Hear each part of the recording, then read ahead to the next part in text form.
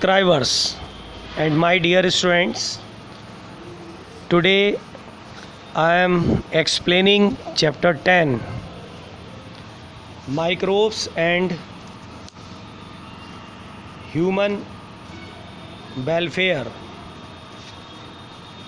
Okay, so now in this chapter we will understand an ancient time in India, the evidences for making butter from milk. It is caused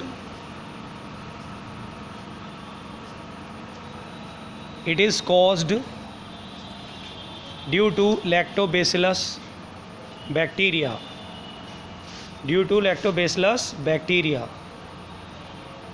जैसे कि हम जानते हैं कि पुराने समय में हम दूध से दही बनाते थे, लेकिन उस समय हज़ारों साल पहले हमें ये पता नहीं था कि ये किसी बैक्टीरिया की वजह से होता है।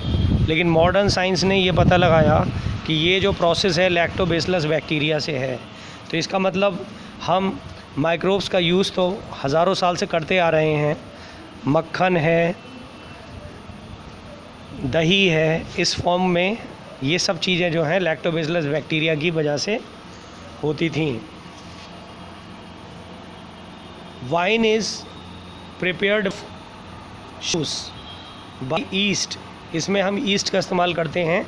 सैक्रोमाइसिस सेरिवेसी, ये साइंटिफिक नेम ईस्ट का, सैक्रोमाइसिस सेरिवेसी। तो वाइन बनाने के लिए, वाइन हम देखते हैं, जो हम वाइन बनाते हैं वो शुगर केन के जूस के फर्मेंटेशन से, यानी शुगर केन के जूस में हम डाल देते हैं ईस्ट, जिसका फर्मेंटेशन होता है और उससे वाइन यानी अल्कोहल बनता है। ये हम हज़ारों साल से बनाते आ रहे थे। East is also helpful in production of bakery products. जैसे बेकरी प्रोडक्ट्स में ब्रेड होते हैं, बिस्किट्स होते हैं, इन सब को बनाने में ईस्ट रोल प्ले करता था। केक, ब्रेड, बिस्किट्स, बियर, ये सभी चीज़ें जो हैं ईस्ट की मदद से बनती हैं। Bread and bun has the spongy structure due to fermentation. During this process CO2 is released from the bread or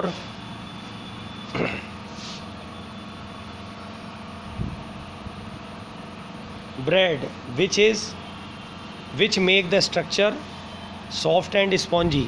मतलब समझें, जितनी भी ब्रेड होती हैं ये सब जो है सॉफ्ट होती हैं, बन सॉफ्ट होते हैं। इसका कारण है कि जब इनकी बेकिंग की जाती है, इनमें ईस्ट डाला जाता है, जब इनकी बेकिंग की जाती है तब इनमें से CO2 गैस निकलती है। तो वो CO2 गैस बेकिंग के समय में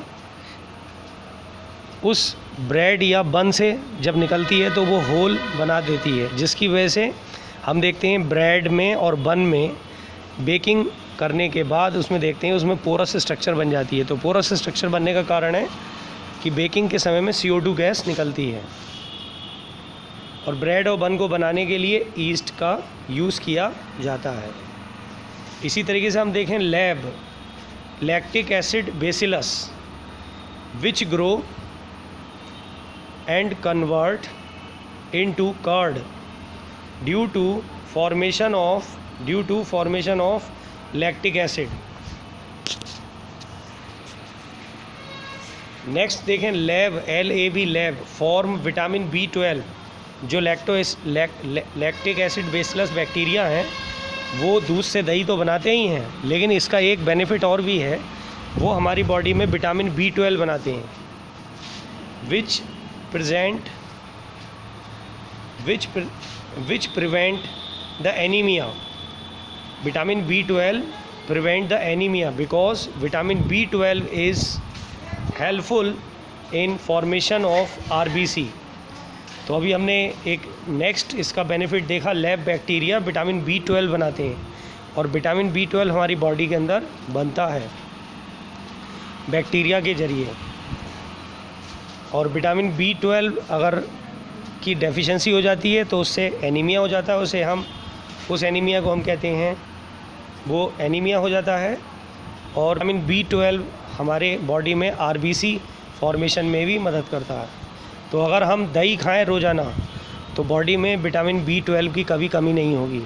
विटामिन B12 की कमी नहीं होगी तो आयरन डेफिशिएंसी एनीमिया नहीं होगा।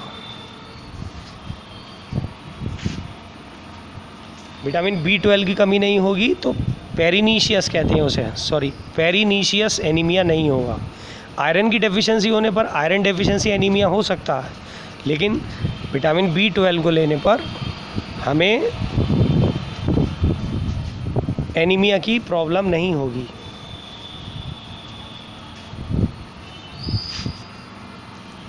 Next, bacteria belongs to the kingdom Monera. Bacteria को हम, जैसे कि हमें पता है किंगडम 5 होते हैं, तो बैक्टीरिया को किंगडम मोनेरा में हम रखते हैं। Monera can be classified into 2 group. जो मोनेरा होता है उसे हम 2 ग्रुप में डिवाइड करते हैं। पहला है archaebacteria and another is eubacteria. तो जो आर्की बैक्टीरिया है, these are of 3 type: thermoacidophile, methanogen and halophiles. Thermoacidophiles जो हैं ये नेचर में हॉट स्प्रिंग्स में मिलते हैं, मिथेनोजन कोल माइंस में मिलते हैं, हेलोफिलस सी रॉक्स के अंदर मिलते हैं, जिसकी वजह से समुद्र का पानी नमकीन होता है।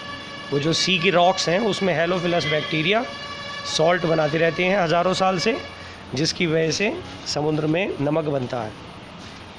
मिथेनोजन बैक्टीरिया कोल माइंस में मिलते हैं, जिनसे मीथेन गैस बनती है।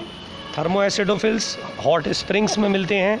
हम देखते हैं नेचुरली कुछ ऐसे गर्म पानी के झरने या इस तरीके के होते हैं जिसमें नेचुरली पानी गर्म होता रहता है पहाड़ों पर, तो उसका कारण है थर्मोएसिडोफिल्स बैक्टीरिया होते हैं जो रॉक्स को गर्म करते हैं और उन रॉक्स की सरफेस पे जो पानी होता है वो गर्म हो जाता है। So archaebacteria are those bacteria which never provide diseases to us, and they gain their nutrition by the rocks or by the natural resources or minerals. Now another form of bacteria, eubacteria. Eubacteria are those bacteria which provide the diseases to us. These can be categorized into gram positive and gram negative bacteria, and they provide the diseases to us because they derive their nutrition from us or our foodstuffs, because they require the glucose for their respiration system, for energy making system. Okay. Shape of bacteria, जैसे कि हम जानते हैं कि bacteria की अलग अलग shape होती हैं। देखें, ये बेसिलस, ये कोकाई पर्ल लाइक है, ये स्पाइरल, ये स्नेक शेप्ड है, ये विब्रियो, ये कॉमा शेप्ड है। तो हमने यहाँ पर बेसिकली 4 तरीके की बैक्टीरिया के शेप देखे। इनके भी शेप बेसिकली ये 4 टाइप के बैक्टीरिया के शेप होते हैं, लेकिन इसमें भी जो हैं इनके सब डिविज़न्स के हिसाब से बेसिकली ये होते 4 टाइप के हैं, लेकिन इन्हें अलग अलग फॉर्म में हम नाम ले सकते हैं। जैसे स्ट्रेप्टोकोकाई होता है, स्टेफलोकोकाई होता है। तो बेसिकली हमने यहाँ पर देखा 4 टाइप के bacteria: bacillus, cocci, spiral and vibrio. Okay, bacteria discovered by Antonie van Leeuwenhoek and TMV virus discovered by Dmitri Ivanovsky. Viroids discovered by T.O. Diener cause potato spindle disease in plant. DNA virus and RNA virus. Actually virus can be categorized in 2 groups, DNA virus and RNA virus. The virus whose genetic material is DNA called DNA virus. इसका example है जैसे polio virus है, pox virus है। And the virus whose genetic material is RNA called RNA virus। इसका example है जैसे TMV and AIDS AIDS virus. इसके बाद हम देखें TMV वायरस का डायग्राम। TMV वायरस का डायग्राम में हम देखेंगे, इसमें एक हम देख रहे हैं ये RNA स्ट्रैंड है, और ये RNA स्ट्रैंड के साथ साथ देखने में अंगूर के गुच्छे की तरह दिखाई दे रहा है। इसके एक एक पार्ट को हम कैप्सोमियर कहते हैं, और ये कैप्सोमियर हम देख रहे हैं अंगूर के गुच्छे की तरह बना हुआ है। तो DNA इसका TMV वायरस का डायग्राम हम बुक में देख सकते हैं। इसके बाद हम देख रहे हैं यहाँ पर बैक्टीरियोफेज वायरस है। इसके तीन इसमें देख रहे हैं हम, हेड है, नेक है और टेल फाइबर्स हैं।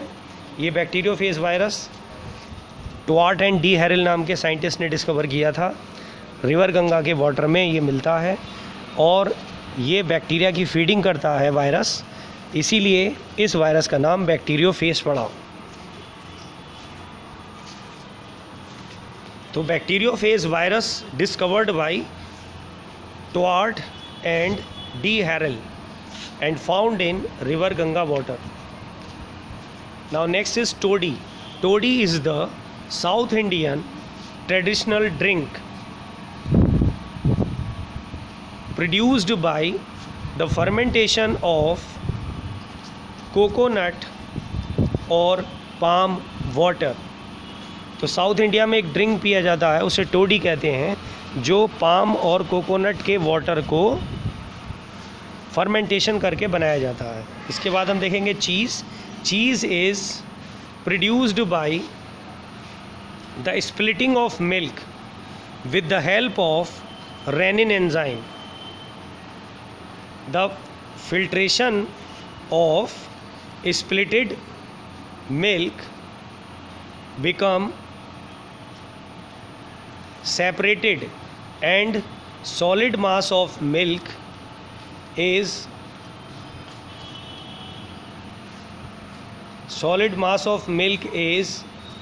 put under a weight. After few hours it turns into brick of cheese. तो हम देखते हैं दूध को पहले हम इसको स्प्लिट करते हैं। स्प्लिट करने के बाद रेनिन एंजाइम लगाकर उसका जो हैवी मटेरियल होता है उसको हम अलग कर लेते हैं और उसे एक भारी वजन के साथ उसे हम कवर्ड करके रख देते हैं। कुछ घंटों बाद हम देखते हैं कि एक चीज़ की ब्रिक तैयार हो गई है। Now cheese is of two type. दो तरीके का चीज़ होता है। Cheese is produced by splitting of milk with the help of renin enzyme. Okay, now after it cheese is of two type. हम देख रहे हैं दो तरीके का चीज़ होता है। Roquefort cheese, it is prepared with the help of fungi.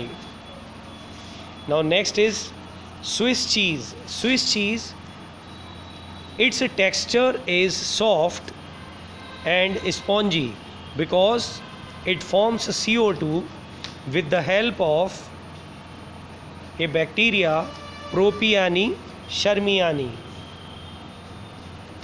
ये बैक्टीरियम प्रोपियानी शर्मियानी।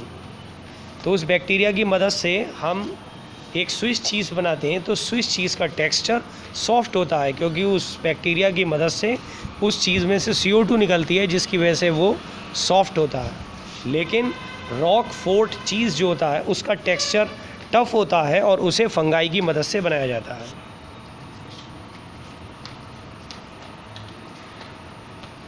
Okay, fermentation. जैसे कि हम जानते हैं कि फर्मेंटेशन माइक्रोब की मदद से होता है। Microbes in industrial product. First है फर्मेंटेशन। फर्मेंटेशन के लिए हम क्या करते हैं कि ग्लूकोज यानी गन्ने का रस ले लें, C6H12O6 है। इसके बाद हमने देखें ईस्ट ले लिया, गन्ने के रस में हमने ईस्ट पाउडर डाल दिया।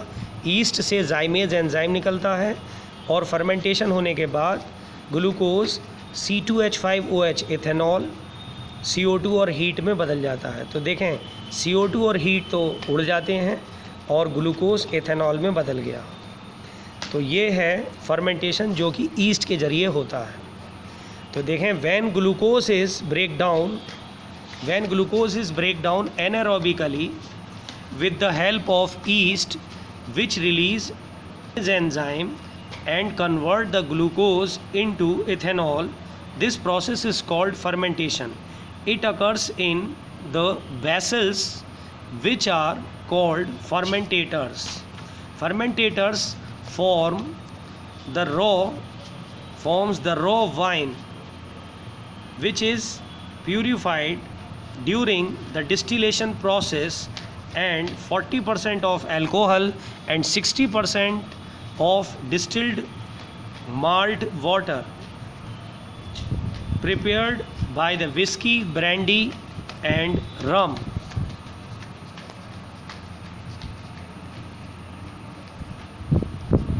Okay, antibiotics. नाउ एंटीबायोटिक्स, जैसे कि हम जानते हैं कि बैक्टीरियल इन्फेक्शन में बैक्टीरिया को कवर करने के लिए हमारे पास मेडिसिन होती हैं, उन्हें हम कहते हैं antibiotics. Mostly antibiotics are safe for us and they can kill the bacteria so that our bacterial infection usually cover. Anti means against, biotics means life. It means the organic compound which are against the microbes life but safe for human being are called antibiotics. First antibiotic discovered by S. Walkman, discovered by Alexander Fleming. First antibiotic discovered by Alexander Fleming with the help of penicillin notatum named fungi, and second antibiotic discovered by S. Walkman which is known as streptomycin. तो दो antibiotics, सबसे पहले penicillin बनी, उसके बाद दूसरी streptomycin बनी। इसके बाद हम देखते हैं penicillin specially work on Staphylococcus bacteria used in Second World War in 1945. तो स्टेफिलोकोकस बैक्टीरिया के इन्फेक्शंस के लिए सबसे पहले 1945 में जो वर्ल्ड वार हुआ था तो उसमें पेनिसिलिन का यूज़ किया गया था। इसके बाद हम देखें organic acids, the acids which are present in fruits and vegetables, these are formed with the help of microbes are called organic acids.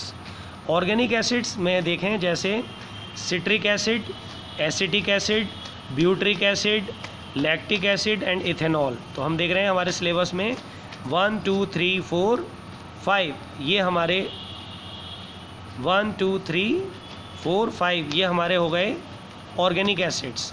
और ये ऑर्गेनिक एसिड्स अलग अलग माइक्रोब से बनाए जाते हैं, इनके नाम बोर्ड में पूछे जा सकते हैं। सिट्रिक एसिड को बनाने के लिए एस्परजिलस नाइगर नाम की फंगाई यूज़ की जाती है। एसिटिक एसिड को बनाने के लिए एसिटोबैक्टर एसिटाई नाम के बैक्टीरिया यूज़ किए जाते हैं। ब्यूट्रिक एसिड को बनाने के लिए कोलोस्ट्रीडियम लैक्टोबैसिलस नाम के बैक्टीरिया यूज़ होते हैं। और इथेनॉल को बनाने के लिए ईस्ट यूज़ किया जाता है, सैक्रोमाइसिस सेरिवेसी, ये साइंटिफिक नेम है ईस्ट का, बोर्ड में 1 मार्क में पूछ लेते हैं। Now enzyme, microbes are helpful in formation of enzymes. तो देखें कुछ एंजाइम्स यहाँ बनेंगे। लाइपेज नंबर 1 लाइपेज एंजाइम का यूज़ हम करते हैं इन डिटर्जेंट